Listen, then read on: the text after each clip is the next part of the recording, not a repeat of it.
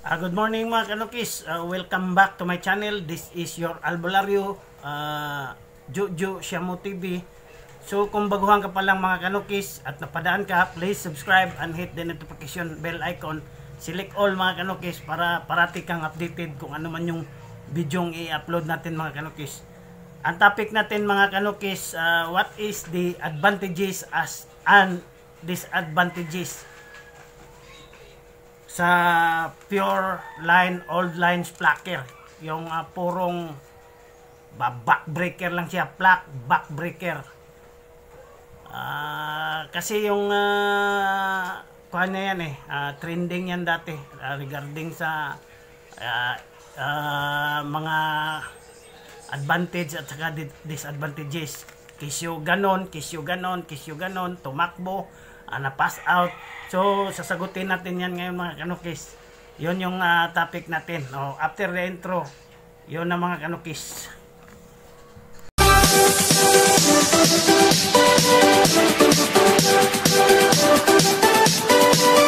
Ito na mga kanukis.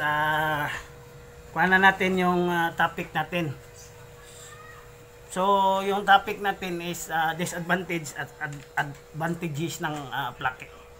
Purebred placker, yung old lines 100% body puncher. So ngayon adlib muna tayo dahil yung placker mga kanukis, breed yan galing US. Ang breeder nyan US talaga. Di lang natin i-name drop, pero di ko lang alam yung composition ng blood niya, kung ano ba yung ginamit niya doon. 3-week cross ba siya, 4-week cross, or yung breeder kasi mga kanukis, di niya kasi in-enclose kung ano yung blood na gi-out cross niya mga kanukis. Di katulad ng sweater. Ang sweater, Hakil Hats, Kelso at saka Limon Itipor yan. Yun, in-enclose ng breeder, kaya alam natin. So kaya nagkakaroon ng sweater. Yung Brazilian Siamo naman mga kanukis, or Brazilian, that is according to Nabas Ranch, breeder niyan, that is composed of Siamo, Thai Asil, and then the Spanish Fowl. Pero yung Spanish Fowl, blind pa ako dyan kung anong itsura niyan. Basta 3-week cross yan, yung mga dominanting breed na yan. So iwan ko lang itong placker, basta ang alam ko lang dito, US line to, so US base. At saka 100 nakaproduce yung breeder nito, 101% power body puncher. Pero di niya in-enclose, wala talaga siyang binitawang salita kung ano yung krenos niya. So at least inadliban natin. So ngayon, pupunta tayo sa disadvantages. Advantages, yung advantage muna kasi mauna talaga yung good news. So sa good news muna tayo. So sa lahat, disclaimer lang mga kanukis sa lahat ng mga may ganitong klaseng manok mga kanukis, placker, pure body puncher, huwag kayong makuhan mga kanukis ito, opinion ko lang to, at saka breeder din tayo ng placker, at saka top spin lang yung sa akin mga kanukis, pumapalo na yun ng ulo, katawan, pako, lahat, all around puncher na yan. Yun, kaya iba yung placker ko, iba yung topic natin, 101 plack, palo sa likod lang. So disclaimer lang, ito mga kanukis, based on my experience and sa naobserbahan ko, and then sa nababasa ko sa mga comment mga kanukis against placker. So ganito, so kaya to, ang topic na to, related din ito. May isang group dyan mga kanukis, yung mga membro, hindi nag-placker group sila. Pero yung mga membro, hati. May anti-placker, may pro-placker. Kasi yung placker daw, madaling dumapa sa laban, madaling ganyan, tumaktakbo. So ngayon, masasagot natin yan mga kanukis.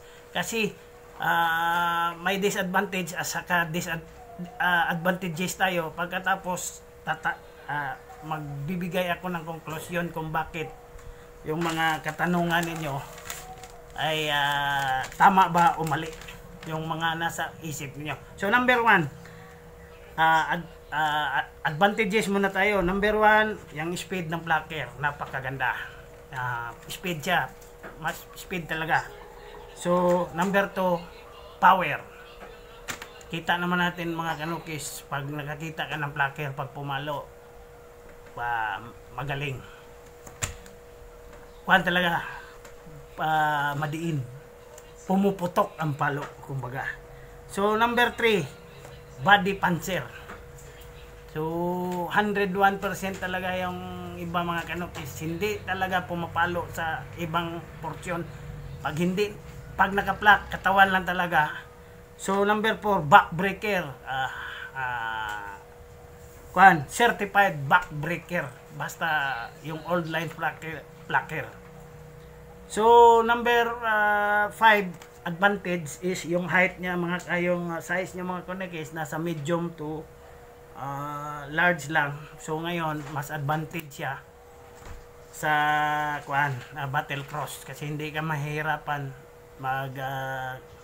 tapad.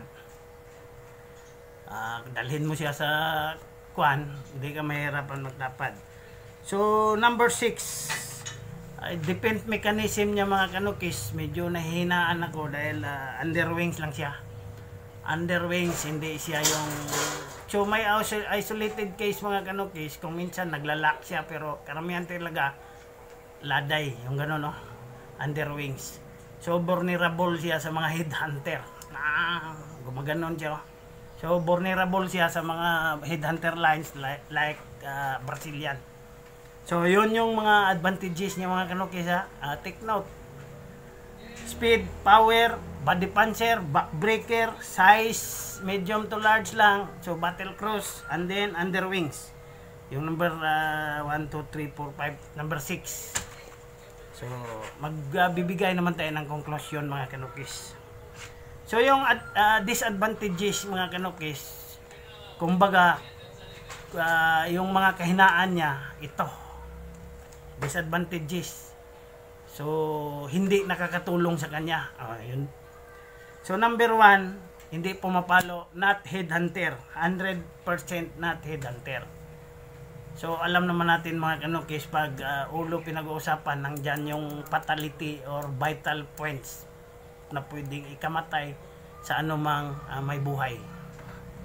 Number 2, stamina. So, itatakil natin yung stamina ngayon mga kanukis. Itong stamina mga kanukis, medyo mahina as per sa opinion ko, yung nakikita ko sa mga at saka yung sa mga comment, mahina daw, hindi umaabot sa yung tinatawag nating hindi umaabot sa ng 30 minutes up. So, ngayon, number 3, not good in defense. Di katulad ng ibang lines na maganda, lock at saka spinner, left and right spin. So, not good in defense siya. Karamihan sa plucker, ganon. Yung ulo, laday. Yun ang nakikita ko. Opinion ko yan ha. Huwag lang kayong magalit sa akin ha. Kasi we are entitled of our freedom of speech mga kanukis. So, nakikita natin yan. Yun ang totoo. So, no offense dyan sa mga plucker breeders ha. So, ngayon, number 4, always low head or laday, always nakalow yung head niya, laday siya, laday. Number 6, number 5, one stroke fighter siya. Kumbaga, stroke lang niya pag hindi siya naka-pluck. Ang ibig sabihin kasi ng pluck mga kanukis, yung pagbunot ng balahibo. Pag hindi niya na-pluck dito sa may pakpak or sa may likod, hindi siya papalo. So, pag naka-pluck siya, palo siya. Unlike sa ibang breed na pumapalo ng katawan, pumapalo ng ulo. So, yun yung top spin plucker ko mga kanukis. May plucker ako pero top spin. So, one stroke fighter. Number 6, not lethal fighter. Ano bang ibig sabihin ng not lethal fighter? Yung lethal ba? Yung deadly ba? Kalaban. So, not lethal fighter mga kanokis. Nasasabi ko yan dahil ang katawan kasi ng manok or anumang hayop mga kanokis, wala ang vital points yan. Paano mo masasabing lethal ka pag dyan mo tinitira yung tao mo? Ang lethal talaga mga kanokis, nasa ulo. Magkatay ka ng baboy, sa ulo papaluin, hindi sa katawan. Baka sa ulo. Try nyo yung pato mga kanokis or pantat. Tad-tad-tad-tarin nyo yan. Kahit na chop mo na, hindi para mamamatay-patay, pero upakan mo dito sa ulo, haluan or whatever. Kirig yan. So, kaya nasasabi kong not lethal fighter siya. So, this is based on my observation and experience. No offense tayo mga kanokis. This is my own, yung tinatawag nating your own opinion. So we are entitled on our own opinion because we are in a democratic country. So, yun mga kanokis. So, conclusion. Question number 1, boss, bakit madaling mag-out ang plaker? Yun yung question number 1 sa akin. Yung mga parati kong kuan. Bakit madaling ma-out ang plaker? Walang stamina. Hindi sa walang stamina yan mga kanokis. Ganito yan. Actually, ang plaker mga kanokis, that is our oriental breed. In oriental meaning may dugong siya mo, asel. Doon lang din kinukuha yan. Pero hindi lang natin alam yung blood composition niya. Di ba? Nasabi ko kanina yung sa mga yung tinatawag nating sweater at saka kuan. Kasi nakuan nabisto na yung mga lines na yan. Kaya alam natin yung sweater 3-way cross yan. Pero ganun pa rin, ampaul pa rin. Pero yung tong plaker wala. Pero hindi ako maniniwala dyan mga kanokis na walang resistensya yan. Dahil may asil yan. Walang Texas blood yan. Kung may Texas blood yan, wala talaga resistensya. Pero hindi bugok ang nag-breed niyan na i-infuse niya ng kaber. May resistensya yan. Nagbabari lang yan mga kanokis. Dahil ganito kasi mga kanokis yung obserbasyon ko yan. Kaya mahina yung resistensya niya dahil nauubos yung power niya sa kakapalo sa katawan at saka yung pinapalo niya no effect mga kanokis. Lalo na mataas yung dugo ng siya mo, batak ang katawan, kahit na anong palo niya, hindi niya mapahilo. Iba kasi yung nikidil mga kanokis. Damor ang palo, nakikita nyo pag lumaban yung iba. Damor magtagal ang laban, damor nangihina yung dalawa dahil parating tinatamaan sa ulo. Kasi siya, tinatamaan niya yung katawan niya sa ulo, sa katawan, hindi masyado effective yung damage na binibigay niya. Pero yung kalaban niya, headhunter, ang yung body puncher niya nasa 30% lang yung fatality or damage. Yung sa headhunter kasi mga kanokis, yung kalaban niya, yung damage na binibigay sa kanya is nasa mga 75% dahil inuulo ka di ba? So kaya masasabi natin mahina siya, mahina. Pero hindi talaga mahina yan mga kanokis kasi nag-train yan Pero talo lang talaga siya dahil pumapalo siya sa katawan, ang kalaban niya sa ulo. So mas madali siyang naubusan ng hangin dahil inuulo siya. Yun yung sagot ko dyan mga kanokis. Hindi yan talaga. So bakit takbuhin? Hindi takbuhin yan mga kanokis. Lahat naman ng manok mga kanokis, wala nang mananalo kung walang tatakbo. Tumakbo lang talaga yan sa mga kanokis dahil hindi niya mapatumba yung kalaban niya dahil puro katawan siya. Di nakakalaban siya ng ulo. So madali siyang na-damage. So madali, mas masakit ang ulo kaya tumakbo.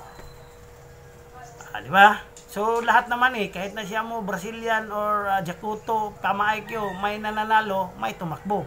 Diba? Pero mas mapadali lang dahil katawan lang nga So, ang ibig kong sabihin, the more na tinitira niya sa katawan, yung fatality or damage na binibigay niya, nasa 30% lang. So, yung kalaban niya, in return, pinapalo siya sa ulo, 89%. So, kung susumain mo, di talaga siya tatagal. Di ba? Ilang palo pa yung gugugulin niya bago aabot tayo sa 100%. Ito, itong 90%, mas, di ba? Mas mataas. So, yun mga kanukis. Dalawang tanong na ang nasagot ko. Yung number 1, bakit walang mahina ang agility or yung endurance? Hindi sa endurance yan, may training yan, may vitamins. Nagbabari talaga yan doon sa paluan. Kumbaga, ang binibigay niya na palo, 30% lang yung damage. Yung sa kalaban, 90%. So, mas madali siyang mapin down. So, akala lang natin, na ganon, patas ang laban. Hindi patas ang laban. Mas maganda yung magulo. Hindi patas ang laban. Ngayon, magmartilyuhan tayo. Papayag ka kaya? Ulo ako, tapos katawan ka. Sino bang una mamatay sa atin? Martilyo lang. Pero pag naibulang, ayun. Sige. Isang martilyo, amaso. Pabunal ako sa part ng katawan ko. Ako pa ang mauna, ako pa ang magpauna. Tapos pamasuin ko yung ulo mo. Yon ang concept, logic mga kanokis, yun yung tinatawag natin. Lahat yung question nyo, masasagot dyan. Yung damage na binibigay natin sa katawan, mahina. Yung damage na binibigay ng kalaban sa ulo, lalo na may tahid, napakalakas. So kaya, hindi ka talaga aabot sa finishing line. Takbo or surrender. Pass out, yun tinatawag. Pero hindi pass out na natural Pass out yan dahil sa yung tinatawag natin na nature niya. Nature na pagka-pass out ba? Kumbaga sa nag-jogging tayo, nagja-jogging ako 10 kilos, yung sa'yo 50 kilos. Ang bigat ng task mo dahil ang katawan lang yung tinitira mo. So mabigat ang tasking mga kanokis. Kahit na sinong magaling dyan, sample, bigyan kita ng maso, papayag ka kaya masumasuhin mo yung karabaw? Diyan mo masuhin sa katawan niya, mapatay mo kaya yan madali-dali? Diba? Ganun lang, logic lang yan mga kanokis. Kaya nagkaganon yon. Alam naman natin, oriental breed din yan. May asil, may Siamo lines yan. Di lang natin alam kung anong mga krenos ng plaker. So, kaya nga mga kanokis, yung plaker line ko at saka ni Otol Bench Plaker Crossbreeder mga kanokis, tinatawag namin yung top spin. Kasi nakikita nyo sa palo ulo, palo katawan, palo buntot, all around panser. So the power and speed of plaker nandun na. Plus yung pants ng na sa ulo, add na yan. So yun mga kanokis, I hope nasagot ko yung mga katanungan. Kasi maraming nagtatanong sa akin dyan mga kanokis May isa pa nga, bumili, bakit hindi nagpa-plak? Top spin yung plaker ko, mas advantage yan. Yan. Ikaw ba naman? Pumapalo sa ulo, pumapalo sa katawan. May mga purpose yan mga kanokis. Kasi ang top spin mga kanokis, pag medyo dikita na ang laban, hindi na umuulo yan. Titirahin ka na dito sa katawan. So ganito kasi yan ang mga manok mga kanokis. Kailangan yan ang palo, every palo counts. nag-account yan mga kanokis, may damage yung binibitawan. Kaya nga, habang tumatagal yung laban, may nababawasan din yung power nila.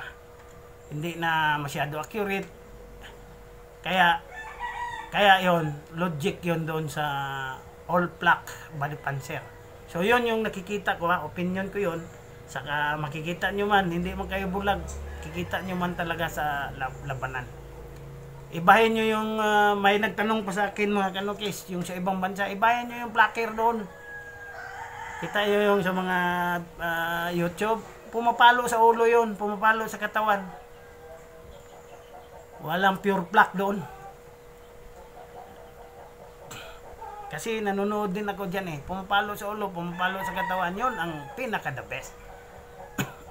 So yon ang tinatawag natin sa last talaga na disadvantage. Not lethal or hindi siya delikado kalaban. So isolated lang kung makatsamba sa cross, gaganon yung kalaban. Pero pag hindi makatsamba, di talaga magtagal. Dahil manghihina ka pa sa papalo sa katawan, manghihina pa ka dahil inuulo ka. So wala ka talagang choice. Takbo ka talaga. So yun mga kanokis, di ko sinabing mahinang nila lang nasa fighting style lang talaga. So, mas maganda, improve.